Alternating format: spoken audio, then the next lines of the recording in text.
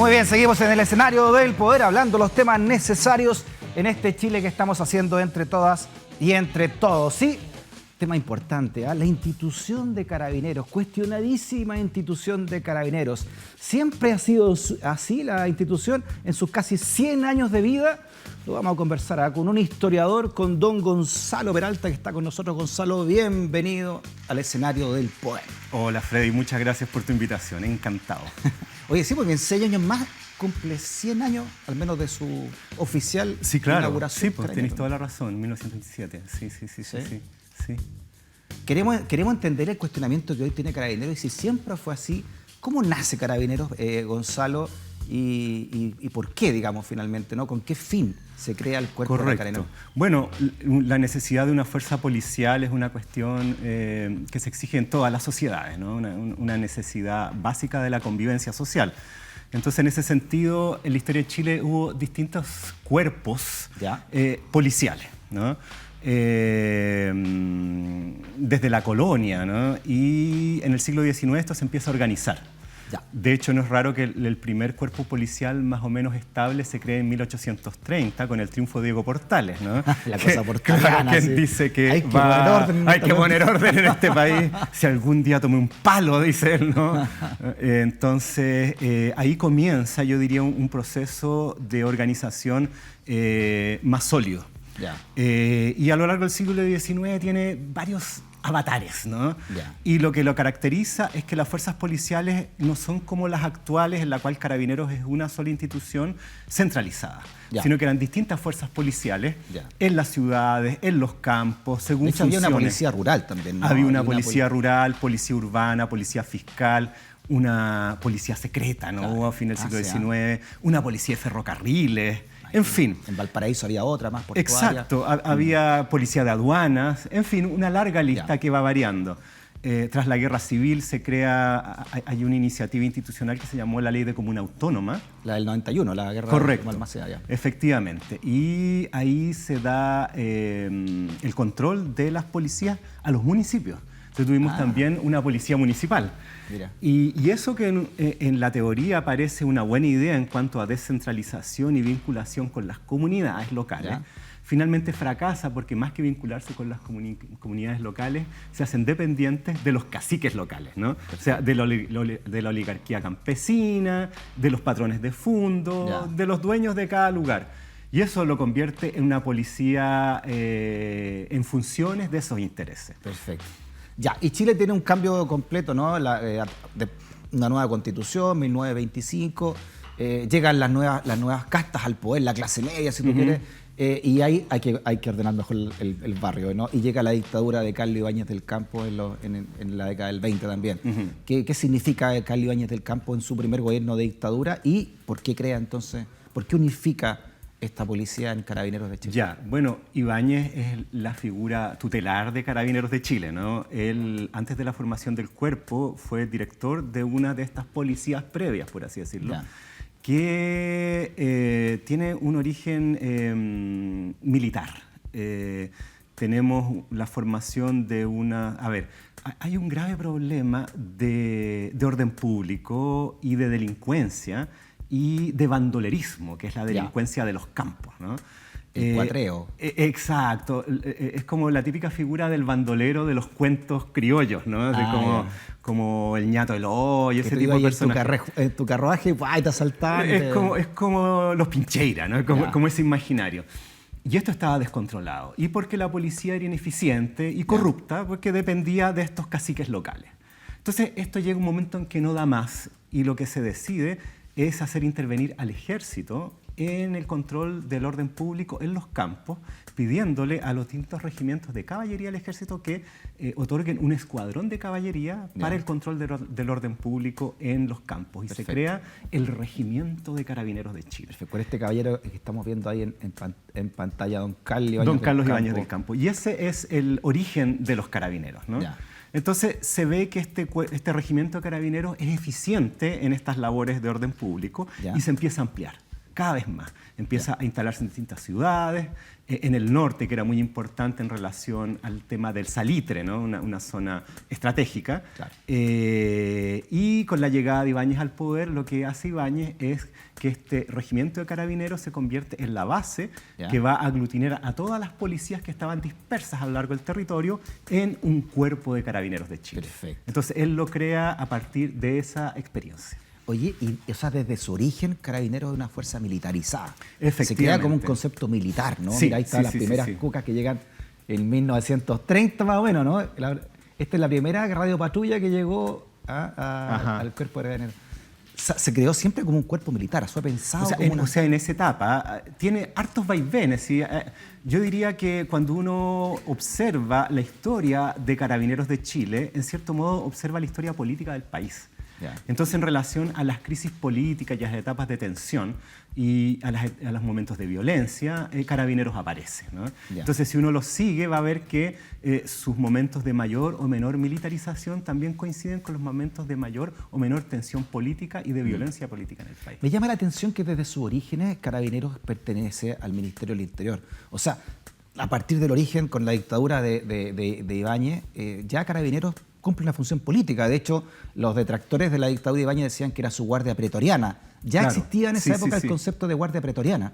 Sí, a ver, lo que pasa con Carabineros es que además otra función, bueno, cumple varias funciones, ¿no?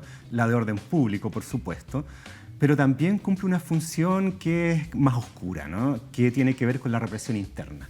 Y esto se debe a que la represión interna en Chile la había realizado tradicionalmente el ejército. Claro, la matanza de Santa María de Iquique, por ejemplo. Ese es el punto culminante de las labores represivas del ejército y de las Fuerzas Armadas en general. También puede ser la Armada, pero sobre todo el ejército, por razones más o menos obvias de su capacidad de despliegue. Entonces, esto hace que el ejército se desprestigie mucho. Hay una serie de matanzas durante el periodo de la denominada cuestión social, que hace que el ejército quiera alejarse de ese rol, ¿no? Ya, entonces tenemos este hito, entonces la masacre de 1907, Santa María de Iquique, que tú dices marca ya un sumum, ¿no? del desprestigio del ejército, claro, que venía victorioso desde la guerra. Desde la guerra del Pacífico. Entonces ahí culmina ese proceso de movilizaciones y de represión con esta gravísima matanza, ¿no? Sanguinaria, y se empieza a pedir que esas labores represivas sean reemplazadas por otro cuerpo armado. Y ahí entra Carabineros. Que reprima otro, ¿no? No, sí, de hecho, sí es eso. O sea, nuestro rol es la defensa exterior. Entonces, nosotros no nos queremos meter en esta, digamos, con un lenguaje más sesentero, guerra sucia, ¿no? Y por eso Carabineros asume esa labor. Y la otra, también relacionada con el ejército, es que el poder político, en ciertos momentos de nuestra historia, tiene una gran desconfianza en el ejército por temor a la intervención política del ejército, al golpismo. Entonces, los carabineros sirven como una fuerza militar de contrapeso al ejército. En consecuencia, el poder político se afirma en carabineros para el orden público, para labores represivas y para controlar a los militares. Ahí está la madre del cordero, como diría la canción, ¿no? Porque es como una guardia militar interna. Entre muchos roles que cumple, porque va desde esa, por supuesto, al orden público, a la vigilancia de las fronteras, que es una cosa bien extraña, porque eso en general en todos los países cae como función del ejército. Hoy lo hace Carabineros. Sí, claro, y eso desde su fundación o antes.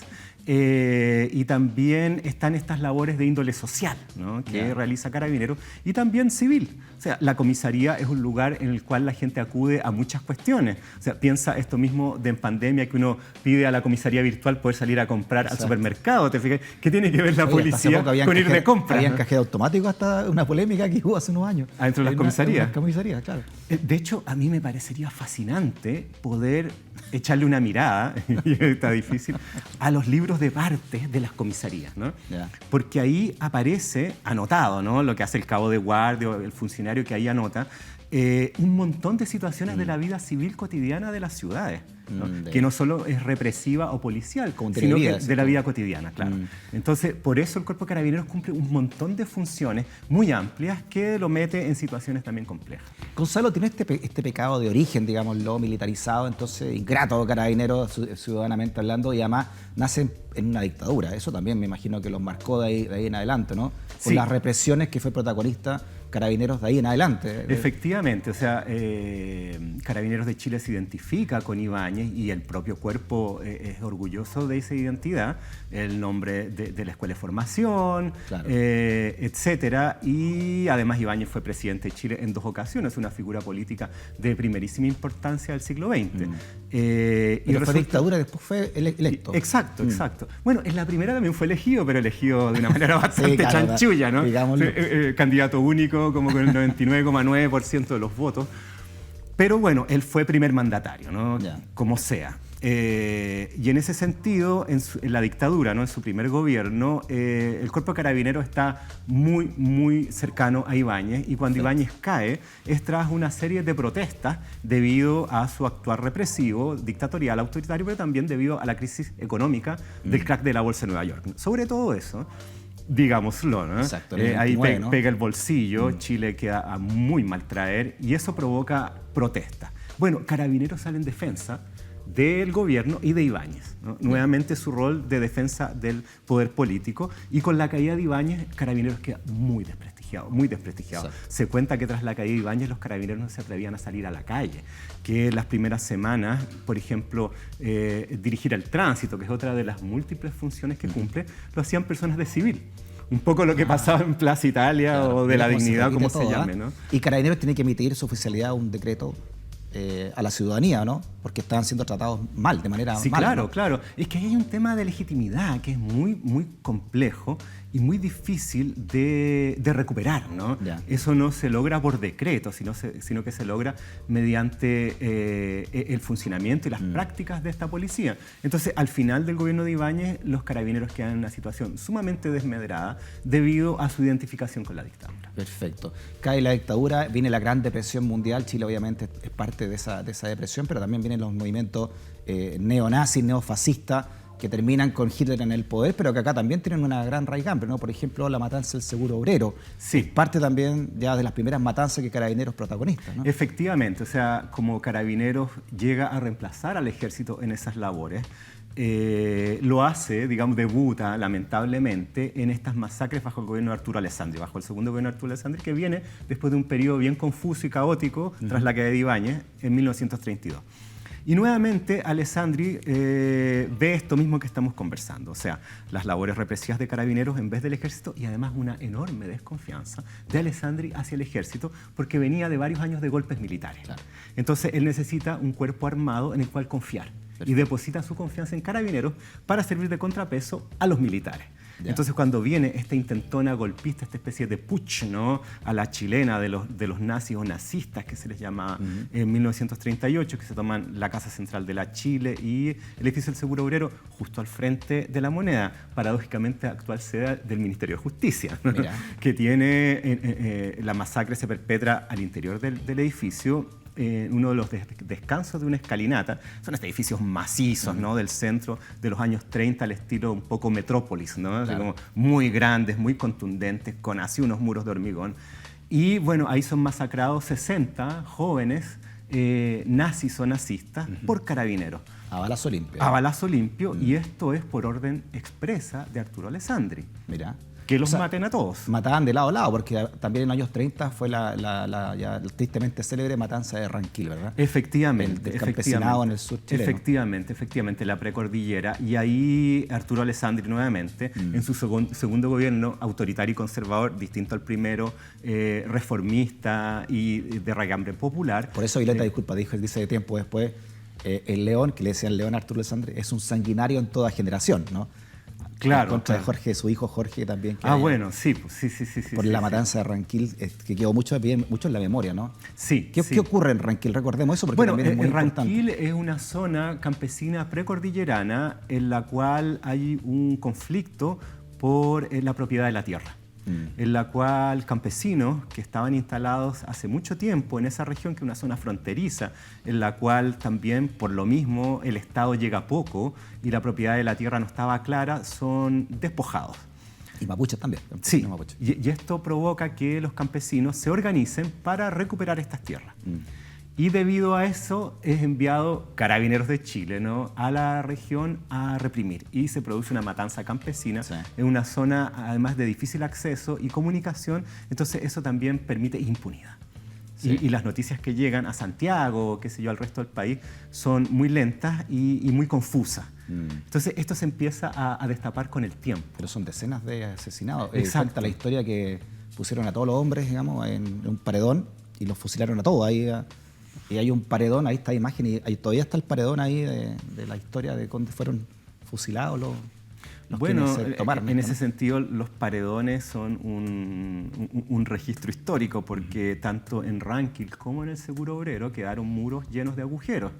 E insisto, en la actualidad, el edificio donde se perpetra la masacre del Seguro Obrero, en ese entrepiso, ¿no?, en ese descanso de escalera, quedó lleno de hoyos de balas.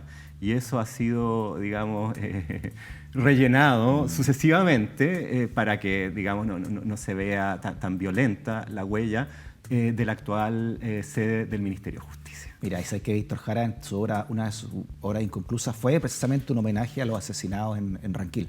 Él viajó ahí a la zona a conocerla de cerca y quedó muy impactado con todo lo que ocurrió. Eso. Te estoy hablando de 1970 y tanto, ¿no? Ajá. 71. Mira, yo eso no sabía. Porque todavía seguían ahí los rastros de lo que fue esa matanza, impresionante matanza. Y eso también lo protagonizó Carabineros. Claro, bueno, ahí Víctor Jara tiene una vinculación también con esos temas, con su canción sobre la matanza de Pampirigoyen, que es en 1969, si no me equivoco, bajo el gobierno de Frei Montalva, y por orden del entonces ministro del Interior, Pérez Zukovich, ¿no? En Puerto Montt fue también. Claro, en Puerto Montt, y bueno, nuevamente Carabineros. Y de hecho eso lleva a una nueva crisis de Carabineros de Chile, ya pegándonos un salto, ¿no? Porque tras la caída de Ibáñez viene, y todas estas masacres con Arturo Alessandri, viene lo que se denomina una reacción civilista, ¿no?, donde se dice, bueno, a esto hay que controlarlo, y Carabineros abandona hasta cierto punto sus labores represivas y intenta un mayor vínculo con la comunidad a través de la creación de estos organismos, por ejemplo, de cuidado de niños abandonados, ¿no?, y de una serie de otras iniciativas de ese tipo. Y en los años 60, con la agitación política de aquella época, se crea el denominado Grupo Móvil, que es el antepasado de las Fuerzas Especiales y ahora COP, ¿no?, que le pusieron los primeros guanacos. De COPS, claro. Bueno, los primeros guanacos son de los años 50, pero se crea este grupo. Es que hay otra canción de Víctor Jara que habla de Móvil Oli Special, ¿no?, que habla de esto. Y viene el guanaco y detrás los pacos. Claro, la paralizante. Claro, bueno, pero el guanaco es de los 50. Ya, okay. Pero se crea como una fuerza especial represiva en los 60. Y esos son los que protagonizan la matanza de Pampirigoyen. Entonces tú te das cuenta cómo... Que era toma de terrenos también de parte exacto, de pobladores sin casa, que es una situación que explota, ¿cierto?, en los años 60 y durante el gobierno de Salvador Allende, y en todas partes de Chile se hacen tomas de terreno. Bueno, y en Puerto Montt ocurre esta matanza. Entonces ahí vemos cómo, diría yo, Carabineros son un reflejo de las etapas de agitación y violencia política y de cómo los respectivos gobiernos se hacen cargo de esas situaciones complejas a través de iniciativas represivas. Gonzalo, no es casualidad entonces que en dictadura, ¿no?, en la dictadura civil-militar de Pinochet, Carabineros sea parte de la Junta de Gobierno, ¿no? Claro. A través de Mendoza. Sí. Porque, y además de todo lo que ocurrió, el caso de Guayabo quizás fue el más conocido, pero Carabineros también actúa dentro de la policía secreta y de la represión de la dictadura de Pinochet. Sí. Bueno, la dictadura es un tema muy complejo en relación a Carabineros y que yo creo que es la que nos tiene, digamos, lo que pasa con Carabineros en dictadura en esta situación tan difícil, actual, contemporánea. Porque tras el golpe y con la participación de Carabineros, ahora una participación bien curiosa, porque Carabineros no participa activamente en el inicio del golpe. Tú sabes que cuando se organiza el golpe, bueno, lo arma la Marina, ¿no? Se suma la Fuerza Aérea con Lee. Luego se seduce a Pinochet, quien acepta participar, pero los entonces directores generales de Carabineros no se suman al golpe. Y corre la lista, por así decirlo, hasta llegar a Mendoza, que era un general que está muy abajo más joven de todo, en ese escalafón, y que tampoco era muy prestigioso dentro del cuerpo y que su mayor gracia era ser un gran equitador, ¿no? Exacto. Y, de hecho, era como el tonto, la claro, broma claro, que era claro, entre ellos, era que exacto. era el tontito Mendocita. Entonces ahí lo suman. Y bueno, tras el golpe y en la dictadura y sobre todo la represión inicial y luego en los 80, Carabineros tiene una labor activísima. De hecho, las estadísticas indican que el mayor número de muertos por represión durante la dictadura es por mano de Carabineros, más que el Ejército, la Marina o la Fuerza Aérea.